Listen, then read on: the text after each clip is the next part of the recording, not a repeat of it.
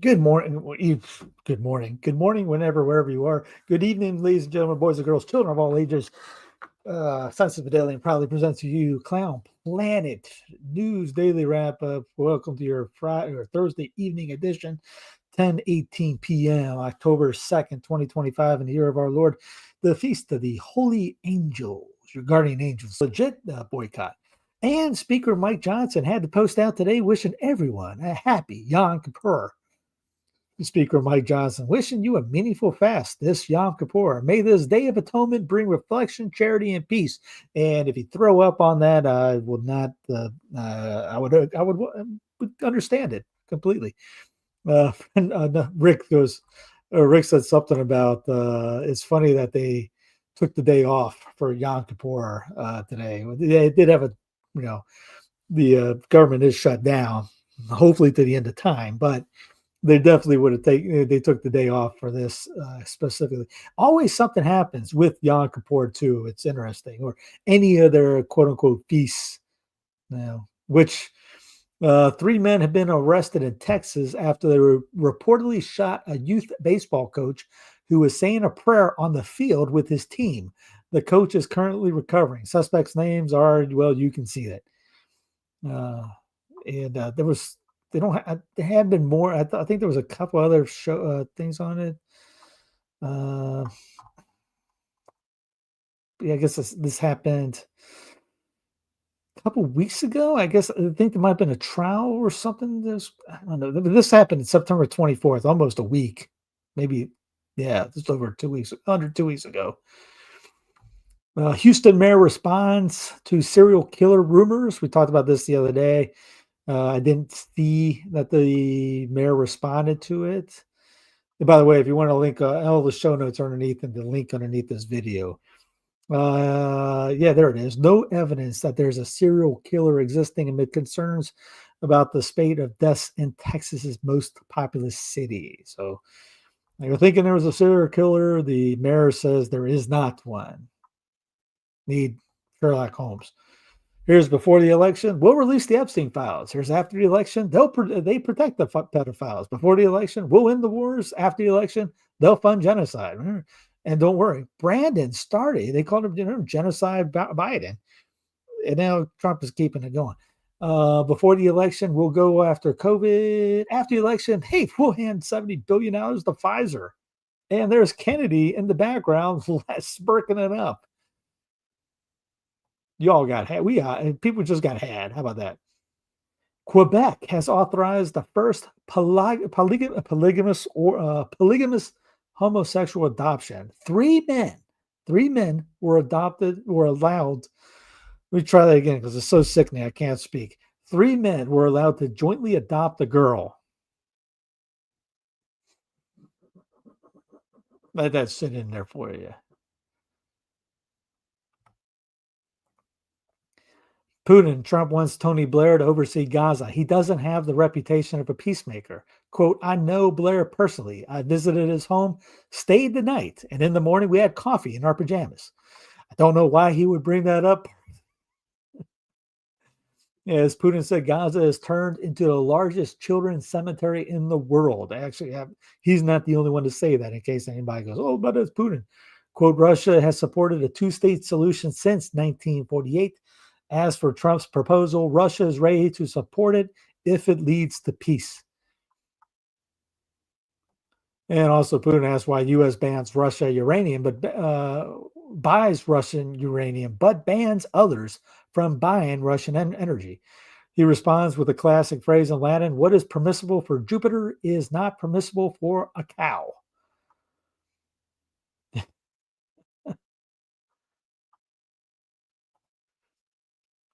Hold on. I'll play this one. This is usually pretty good. So let me go ahead and get that link going right there. Share screen. Greg is usually on the money on these things. During the 1980s, Benjamin Netanyahu became good friends with American real estate developers Charles Kushner and Fred Trump. Kushner's son, Jared, went on to marry Fred's granddaughter, Ivanka Trump. Jared has been talking about the valuable real estate in Gaza for a few years. In Gaza's waterfront property, it could be very valuable. In May of 2024, the Jerusalem Post publishes an image of Netanyahu's Gaza 2035 vision.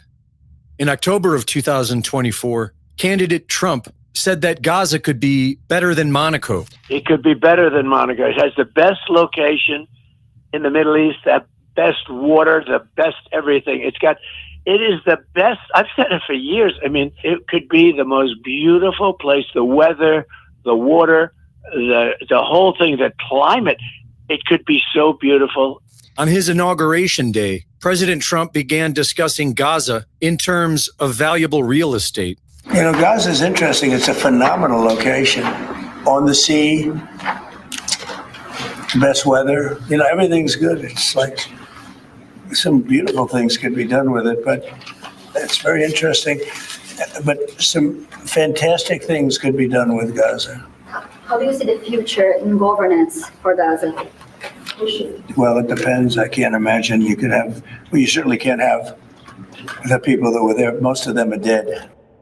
On February 4th, he referred to Gaza as the Riviera of the Middle East. Everybody I've spoken to loves the idea of the United States owning that piece of land, developing and creating thousands of jobs with something that will be magnificent. I don't want to be cute. I don't want to be a wise guy, but the Riviera of the Middle East, this could be something that could be this could be so magnificent. On February 26th, Trump posted a bizarre AI video of Trump Gaza. Trump Gaza, shining bright, golden future, a brand new life. On April 7th, Trump describes Gaza as incredible oceanfront property. Well, you know how I feel about the Gaza Strip. I think it's an incredible piece of important real estate. And I think it's something that we would be involved in. But, having a peace force like the United States there, controlling and owning the Gaza Strip would be a good thing. On July 14th, Trump referred to Israel's 2005 removal of its ground troops and settlements from the Gaza Strip as one of the worst real estate deals ever made. I call it the Gaza Strip, one of the worst real estate deals ever made. They gave up the oceanfront property, one of the worst deals ever made. On September 17th, Israeli Finance Minister Smotrich claimed the deal to rebuild Gaza was on Trump's desk and described it as a real estate bonanza. There is a business plan built by the most professional people, which is on President Trump's desk. How this thing turns into a real estate bonanza, I'm not joking, it pays for itself. Now, by the way, I started negotiations with the Americans, and I'm saying this seriously now because I'm also demanding. After all, we paid a lot of money for this war, so we need to share. How do we make percentages on land marketing later in Gaza? But now, no, not joking, the demolition phase, which is always the first phase in urban renewal, we did. Now we need to build. Trump has chosen war criminal Tony Blair to oversee the rebuilding of Gaza. And on September 24th, the Central Synagogue in Manhattan explained how the gods demand human blood for humanity to survive. The greatest lie humanity tells itself is that we have outgrown human sacrifice. We call it by different names now and make our offering to different gods. We offer young men we call soldiers, as if the designation means that their mothers cry less when they die. We call masses of humanity collateral damage and turn our eyes away from the pictures of their lifeless bodies as we sip our morning coffee. And the truth is, we don't do it because we are heartless. We do it because we believe that it is necessary for the world to keep running. We do it because we believe that the gods whose favor we so desperately seek, freedom, security, prosperity, flourishing, that they demand blood as the price of their favor. We do it because we cannot see any other choice. When Abraham prepares to sacrifice Isaac, he is just accepting the same bargain of blood we still accept today, that some need to die for the world to flourish. Greg Reese reporting.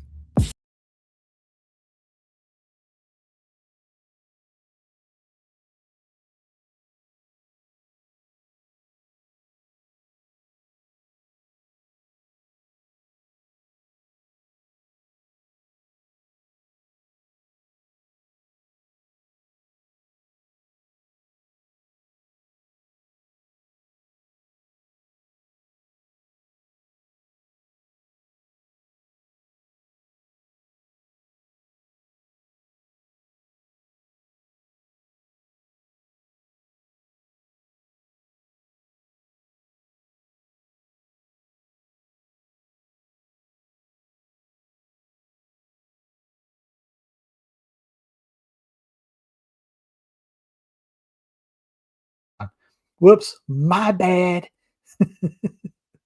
I forgot I turned the mute on when that video was playing. Mea culpa. Yes, they have female rabbis. What I said on there is that if anybody had to go up and throw up afterwards, I totally understand. Beside with that and the three dudes, rub-a-dub-dub, three dudes in a tub that were adopting a little girl. I don't. This show might not be safe for life. So anyway, Trump, where we at? With the last one was that. Okay, yeah, this Trump declares U.S. is in armed conflict with drug cartels after ordering strikes in the Caribbean. Once a future king president, DJT, has declared drug cartels to be unlawful combatants and says that these United States is now in an armed conflict with them, according to the Trump administration memo obtained by the Associated Press on Thursday, following recent U.S. strikes on boats where we murdered people in the Caribbean just because we said so. The memo appears to represent an extraordinary assertion of presidential war powers, you think, with Trump effectively declaring that trafficking in drugs, without any evidence, into these United States amounts to armed conflict requiring the use of military freaking force. A new rationale for past and future actions. Don't worry, that will be used against us in the not so distant future. The president determined that the United States is in a non-international armed conflict with these designated terrorist organizations. Remember the Patriot Act just said anybody's a terrorist. Brandon did that. Brandon's Act brought that up. I'm sorry, Brandon's Act during that made that anybody could be named a terrorist. Trump directed the Pentagon to conduct operations against them pursuant to the law of armed conflict. The U.S. has now reached a critical point where we must use force in self-defense and defense of others against the ongoing attacks by these designated terrorist organizations. Just war theory is, whatever. Lawmakers from both sides pressed a pentagram on legal basis for drug boat strikes. Republicans and Democrats pressed top Defense Department lawyer in closed-door briefing. Senators on both sides of the aisle pressed the Pentagram's top lawyer in a closed-door meeting to provide a better legal explanation for striking alleged Latin American drug boats in the Caribbean, according to people with knowledge of the matter. Where are we at here? Woman in 60s among 3 terrorists after Manchester synagogue attack. Manchester synagogue attacker named by police. This happened today, apparently. This morning, hero rabbi barricaded doors to try and save them during Manchester synagogue terror attack. Keir Starmer, they attacked Jews because they were Jews. Of course, he was going to say something like that. Pictured suspect in Manchester synagogue attack. Al-Shami, a British citizen of Syrian descent, was shot by officers 7 minutes after driving towards the building and stabbing several people. At least 2 people have died and 4 others were injured in assault. Police have labeled an act of terrorism. They're saying that about everything now, remember. 3 suspects are currently in custody and have been arrested on suspicion of commission, preparation, and instigation of acts of terrorism. They are 2 men in their 30s and a woman in her 60s. The incident at Heaton Park Hebrew Congregational Synagogue in the heart of the city's Orthodox Jewish community happened on the holiest day of Judaism, Yom Kippur.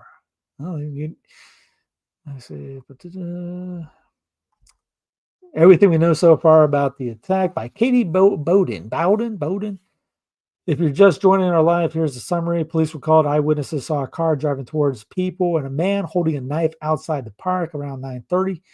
Armed police arrived at the scene and had fired shots by 9:38. Police urged onlookers to get back, warning that the suspect had a bomb. Paramedics arrived at 9:41. 2 people died. 3 more. The bomb disposal unit at 1:20. The attack was declared a terror incident around 3:15. Pope Leo XIV says Hegseg's talk of war is worrying. So everyone's talking about how, and I brought that up last time about the abortion and death penalty and immigration thing, the combination. Well, he also mentioned about Hegseg's talk of war. No one's bringing that one up. Leo XIV said the U.S. DOD Secretary Speaking of war is worrying. Addressing an audience of military brass, summoned the Virginia Defense Secretary, which I heard was pretty much like an insult to all those guys too. Urged senior officials to lead with an eye on more lethality. Once the future king, President DJT, this month signed an executive order changing the department's name to the Department of War, which actually was the original. Asked about the secretary's meeting with the generals and comments about readiness of war, Leo said, "This way of speaking is worrying because it shows each time an incident and an increase in tensions. This vocabulary even shifting from Minister of Defense to Ministry of War. Let's hope it's only a way of speaking. Certainly they have a style of government where they want to show strength, but to put pressure, and we hope it works and that there will not be war. One must always work for peace." Attacker who killed 2 people and injured 3 at British synagogue is dead, police say. 2 people were killed and 3 others seriously wounded Thursday in a synagogue attack in northern England in the holiest day. So this was this? Oh, this was the same thing. Yeah, this. Some reason I thought the first one was. I didn't know. I thought it was in New York. So okay, this was all in England. Okay, my bad. Right to arms. Frenzied conservatives invest millions in panic rooms, bulletproof cars, and robot guards triggered by Kirk's assassination. Spooked conservatives are investing in drones, gun-toting robots, and armor-plated bedroom suites in a frenzied scramble for safety in the wake of Kirk's assassination. Who is doing that? What's these robots too? But yeah, Riley Gaines apparently had her baby today. Just looking to see if they have any photos of any of this. The price tag is $20,000 to $40,000 for a single room, and as much as $2 million to lock down an entire mansion. Man, I'm so waiting to see the robots. The trip wires and infrared sensors will unleash mechanized defenders to swarm intruders with drones or robot armed with pepper spray dye or shotgun blasts. Man. Grade A8 military standard steel plating, huh? Bulletproof vehicles, equipping them with protective gadgets. My. Luxury home with reinforced doors, walls, and windows installed by fortified ballistic security. VIP clients pay 6 to 7 figures to transfer their homes and offices into impregnable palaces. Obviously, they're not going to show who and tell us who is doing this, but Loomer, she's terrible. Sorry, I was kind of just curious on seeing about who they have that if anybody, maybe Shapiro's doing that. That's nuts. Tether expands hard asset strategy with more Bitcoin, gold, and land. Tether is the stable coin that they're talking about using to becoming pretty much the CBDC here in the States. Mike Johnson caught on camera admitting Trump is unwell. A new clip has emerged of the House Speaker confrontation with Representative Madeleine Dean. U.S.-born citizen sues after twice being arrested by immigration agents. Leonardo Garcia Venegas was twice arrested in construction site sweeps. Man, talk about bad luck when you get arrested twice and you're still he's an Alabama guy. Is that him? How many times the guy got to get arrested before he gets away? I mean, maybe he should start wearing a t-shirt. I don't know. Bari Weiss to lead CBS News as part of major Paramount Skydance shakeup, says sources. Weiss, a 41-year-old former New York Times opinion writer who built the Free Press into a buzzworthy site with a contrarian bent, is expected to be named as the top post in a Monday announcement, although the talks are in flux and the timing could change, a source close to the situation said. top Air Force general announces retirement. It happened, I guess, after the speech by Hegseth. After much reflection, let me get Pete out of the way here. And a full heart, Barb and I made a difficult decision to request retirement from the U.S. Air Force for personal and family reasons. While I'm stepping away from active duty, my commitment to serve remains. I look forward to finding new ways to support our Air Force, our national defense, and the incredible people who make it all possible.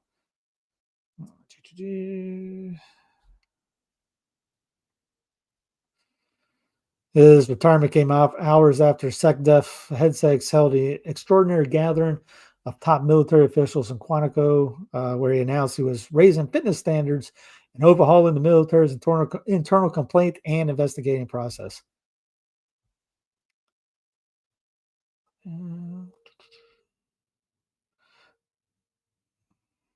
Two Delta planes collide, ripping off wing while taxiing in LaGuardia Airport, as passenger describes moment flights absolutely smashed.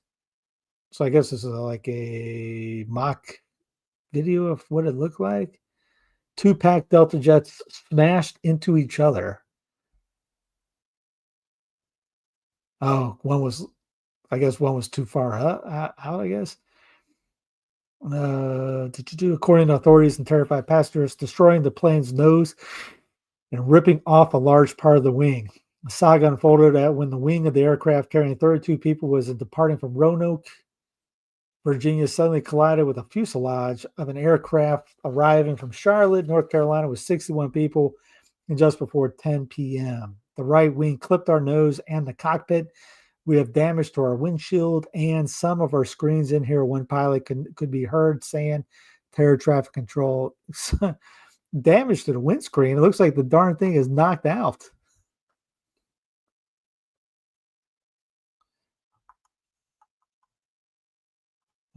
Man.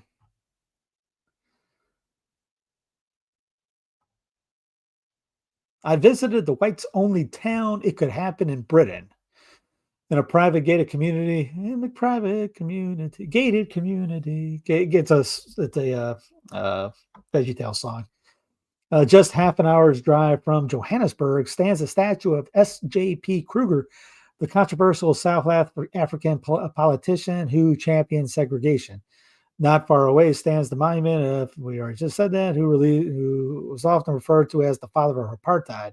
Both are set proudly within the grounds of an 8.6 kilometer community known square Kleinfontein, which is also home to around 1,000 residents, a shopping center, a bank, a school, and a reservoir.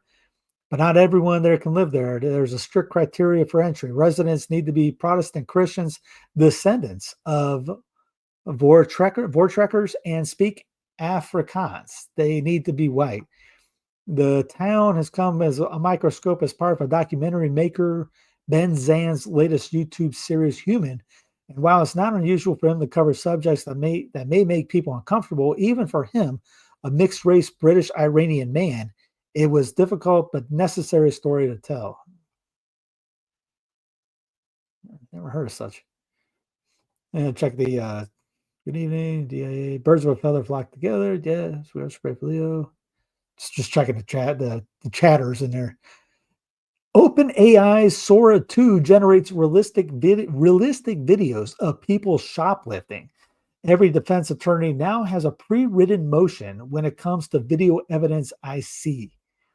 OpenAI has released a new smartphone app, currently invite only. We talked about this yesterday, designed to rival TikTok and with an infinite barrage of AI slop.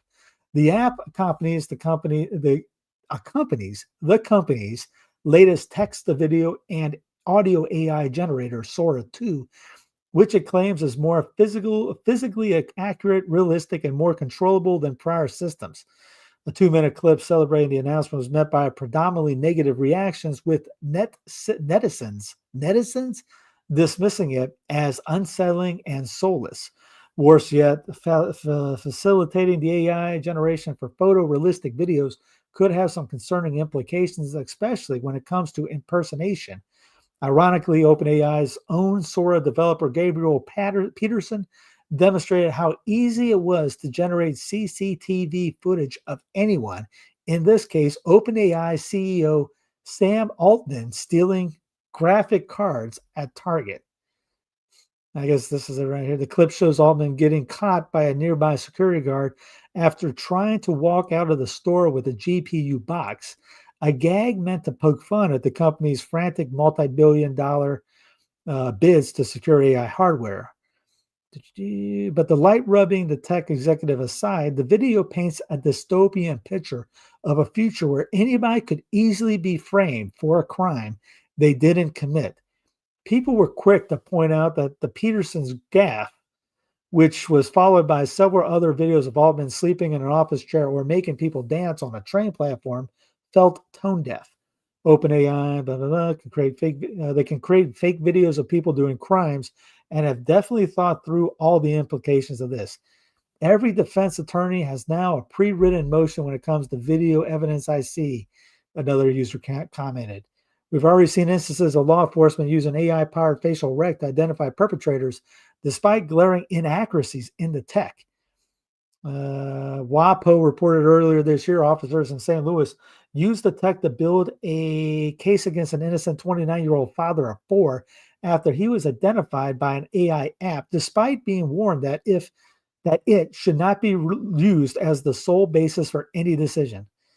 The use of AI apps and to generate transcripts of body cam videos have also raised concerns that the tech could exacerbate existing problems in law enforcement, including racism and sexism. Look, I'll click the thing and see it. Let you see the AI part of it.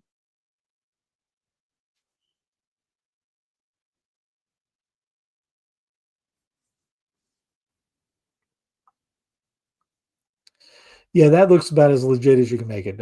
That's fake AI copies of Leland's Vittert's book sold on Amazon. And there was a lot of that. I remember after the Kirk thing, there was a bunch of AI videos that came out. By the way, the Leo books. Remember after Leo was elected for Pope, there was a bunch of books that came out like that, all AI books. So this is a legit thing. There's a lot of AI stuff getting out there, book-wise too. Rogue Planet has a record growth rate of 6.6 billion tons per second. I don't know what that means. Astronomers have observed a planet that in some ways behaves more like a star, including a massive growth spurt, unlike anything witnessed before in a free-floating planet. The rogue planet, which does not orbit any star, is called Cha 11077626 and is outside of our solar system, 620 light years from Earth in the Chameleon constellation. A single light year or distance light travels in 1 year is equal to 5.88 trillion miles. In other words, it is nowhere near anywhere. I don't even know why people are even talking about it because who cares? Sorry, we'll move on. Forget youthful brilliance. The human mind actually peaks at 60. A new measure of mental and personality traits suggests that late 50s are your cognitive prime. And that's a low bar if you see anybody in the age of 20, the teens, the 30s, really. It's not exactly saying everyone's Einstein. It's just, people are idiots anyways. We're pretty dumb right now. Like I said, just look around. Former Syrian President Bashar Assad is hospitalized by poisoning assassination attempt, respected rights group says. Apparently in Mexico. Did it say Russia? In Moscow. Yeah, he was in. Canada issues warning for citizens with gender-neutral passports traveling to the U.S. Global Affairs says X marker may not be recognized at the border. California man accused of decapitating sea lion, putting head in plastic bag. All lies, he said. It could be an AI video. Who knows? Yes. Idiocracy is, yes. Please make it a movie again. The state of Florida tells World Economic Forum to shove it. Declines invitation to the WEF's major San Francisco summit. Quote, The WEF's values and stated objectives do not align with the state of Florida, including the WEF's efforts to transform society through top-down government regulations and institute dangerous programs like digital IDs and CBDCs. Good. It's the state being a state right there. American comedian slammed for attending censored Saudi comedy festival. Apparently, who went out there? Festival is being billed as the largest comedy festival in the world and includes more than 50 comedians, including Bill Burr, Dave Chappelle, Louis C.K., Jimmy Carr, Kevin Hart, Pete Davidson, Whitney Cummings, and Andrew Schultz. I know 3 of those people. Remember, what's his face? Oh, here it is. And I guess people are upset because they're taking the money and obviously terrorism, 9/11, all that, if you believe the narrative. But I remember Fluffy one time, Gabriel Iglesias. He talked about these guys, Saudi asked him to come out for a comedy thing. And he was like, I'm not going out there. Tell him some kind of stupid money. And the phone call comes back in, and his buddy picks up and he goes, Gabriel, it's for you. He said, who's calling? Stupid's calling. They got money. You see the golf tournament, the golf thing out there is incredible. The insane amount of money those guys have. All oil, obviously. This day in history, Charles Darwin returns to England in 1836. 2017, Tom Petty died at age 66. 2005, August Wilson, Pulitzer Prize-winning playwright, died at age 60. 1985, Rock Hudson died. He succumbed to AIDS, apparently. 1967, American lawyer and civil rights activist Thurgood Marshall was sworn in as Associate Justice to the U.S. Supreme Court. 1959, The Twilight Zone debuted. Man, that was fun. 1957, the British America War classic, The Bridge on River Kauai, had its world premiere. 1954, Elvis Presley made its only appearance on the Grand Ole Opry. 1937, Rafael Trujillo, dictator of the Dominican Republic, gave a speech in which he made false claims about attacks on Haitians on local residents. 1935, Ethiopian Emperor Haile Selassie ordered mobilization upon learning that Italian forces had crossed the frontier to begin the Italo-Ethiopian War. 1879, American poet Wallace Stevens, whose work explores the interaction of reality and persons' perceptions of reality, was born in Reading. In 1780, British officer John Andre was executed by the Americans as a spy after conducting secret missions with American General Benedict Arnold during the Revolution. Sorry again. Sorry, I kind of rushed this one, try to get done. I got other things I need to get done, another video, and get ready for tomorrow's ones as well. So anyway, God bless you. Thanks for tuning in. Like, subscribe, comment, all that jazz below. Check out sensefidelium.com. See you tomorrow. Appreciate your time, and God bless.